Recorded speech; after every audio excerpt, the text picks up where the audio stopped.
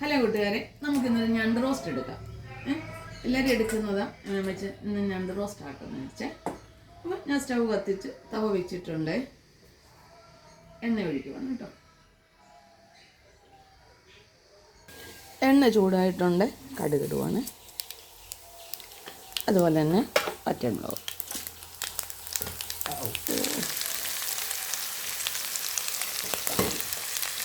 ഞാൻ സവാള ഉള്ളിയും പച്ചമുളകും കറിവേപ്പിലയും കൂടി ഇട്ടിട്ടുണ്ട്.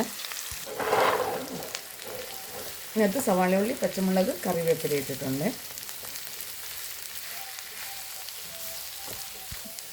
ലേശം ഉപ്പൂടി ഇടുവാണ്. ശരിക്കൊന്ന് വെള്ളമാട്ടെ. ഇത് ഇഞ്ചിയും വെളുത്തുള്ളി അരിഞ്ഞാണ്. അതിൻ്റെ കൂടെ നമുക്ക് തക്കാളിക്ക് കൂടെ ഇടാം.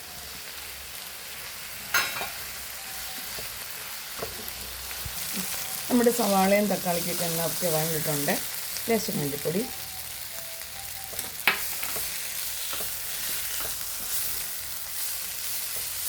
മുളക് പൊടി,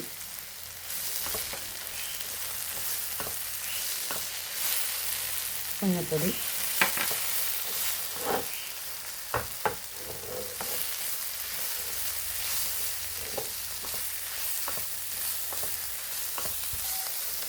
മസാലപ്പൊടി, നമ്മുടെ ഗരം മസാലപ്പൊടി ഉണ്ടല്ലോ അത്, ലേശം കുരുമുളക് പൊടി, ഇച്ചിരി കായം, വെള്ളം ഒഴിക്കണം ലേശം.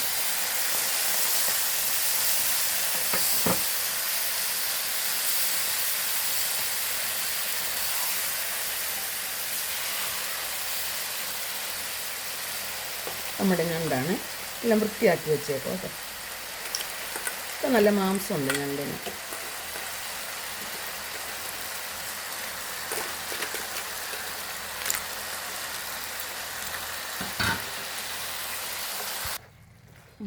ഓക്കെ, ഒന്ന് അടച്ചു വെക്കാം. വേവണമല്ലോ.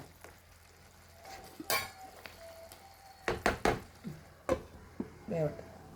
നമ്മുടെ ഞണ്ട് റോസ്റ്റ് റെഡി ആയിട്ടുണ്ട്. ഉപ്പൊക്കെ ഉണ്ടായിരുന്നേ, നോക്കിയായിരുന്നു.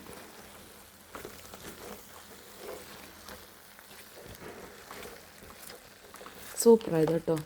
നമ്മൾ പച്ചക്കറി വെക്കാം, ഒത്തിരി ഐറ്റംസ് നമുക്ക് ചെയ്യാൻ പറ്റും. തേങ്ങ വറുത്തരച്ച് വെക്കാൻ പറ്റും. തേങ്ങാക്കൊത്തൊക്കെ ഇട്ട് നല്ലതാണ്.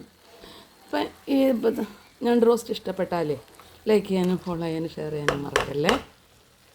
നമ്മുടെ ഞണ്ട് റോസ്റ്റ് റെഡി.